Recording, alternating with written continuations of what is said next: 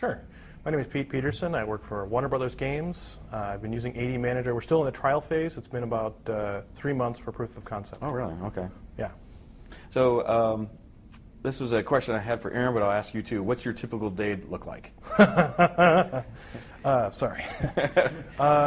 My typical day, I handle most of the back-end infrastructure, Ecologic, the NetApp, the VMware infrastructure, a lot of application support, a lot of trying to just keep the mud from being slung around and like trying to get in. We have a lot of incidents that come up, and so a good portion of my day will be random incidences or spinning up new services or monitoring new services. So it's kind of, there's lots of room for work to be done. Mm-hmm. You currently use Service Desk. Have you looked at any of the ManageEngine Applications Manager or ADManager for the monitoring?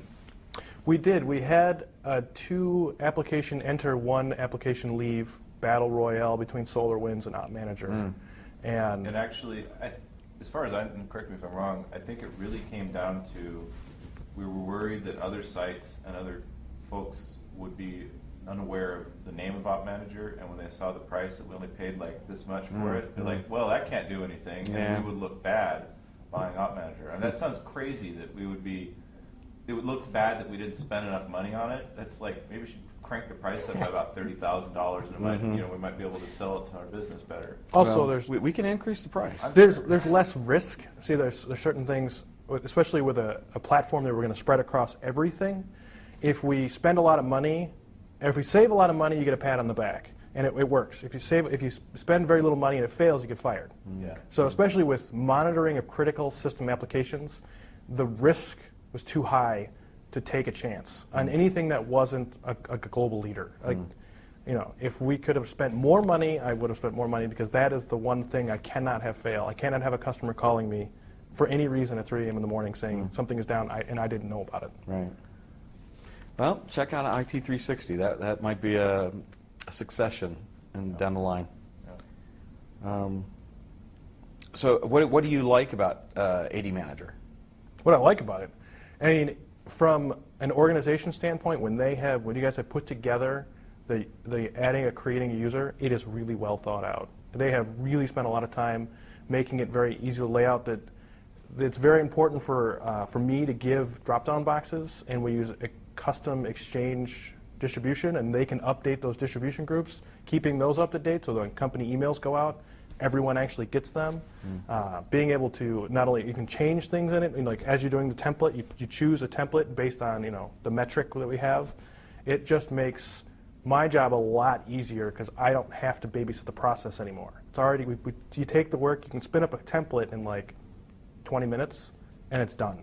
And then I can hand it off to HR, I can hand it off to the help desk, I can hand it off to the hiring manager. I think for me, since I manage a lot of the application servers, and there's user account logins and little detailed bits and pieces for each one of those, I get requests all the time with our current pre-ADManager implementation of new users that people, our other help desk technicians forgot to add them to this group, forgot to add them to that group, forgot to do this, forgot to do that. And there's all this cleanup, or it comes back and bites in the ass a month later when somebody tried to do something and they didn't have the right permissions or whatever.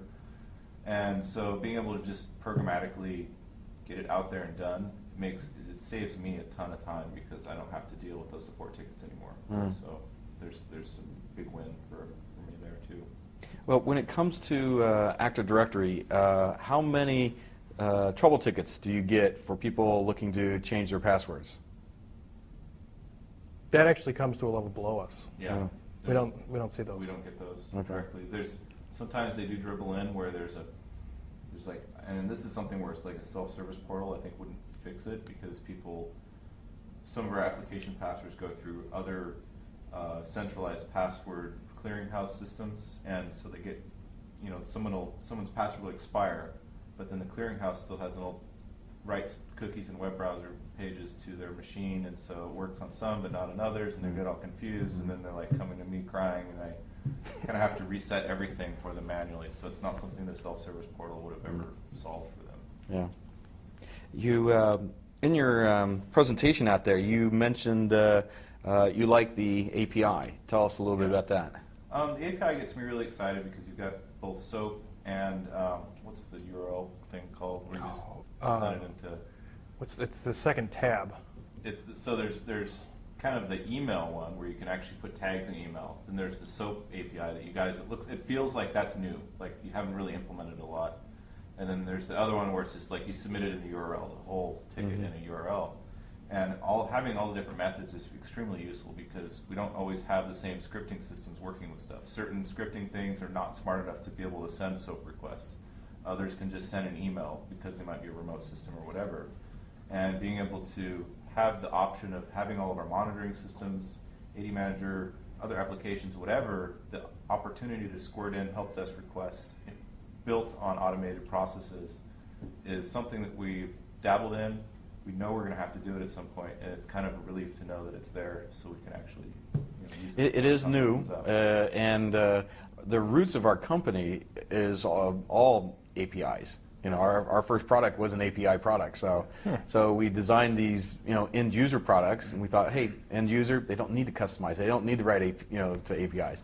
But now we're exposing these APIs for power users like yourself that you can exchange information easier. See, I like the idea that I don't have to write an app. If I wanted to get data out of the help desk system, instead of having to write something, I could have had to talk SQL query to the backend database and have to learn the whole schema and all that other stuff. I just make the application deal with it because hopefully the API doesn't change very often. You can change your database schema however you want, and I just worry about auth, ask what I want, I get a response back, and I do what I need to do.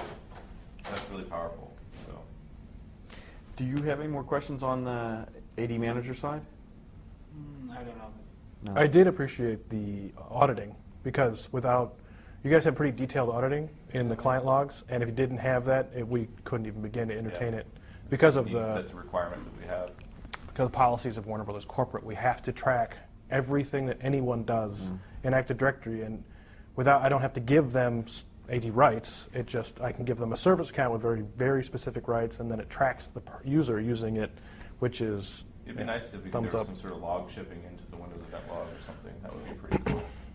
How do you find the file server auditing? File server? How do you do the file server? File server auditing. File server auditing. Oh, that's a PowerShell script that goes through and looks for non-inherited permissions. So if we have a massive amount, because it goes through and We use a ton of PowerShell in our you have to with a big Windows shop. Nearly all Windows. So basically, we're all Java platform on Windows to execute these applications. So. Well, good. That's it. Okay. Oh, Appreciate it.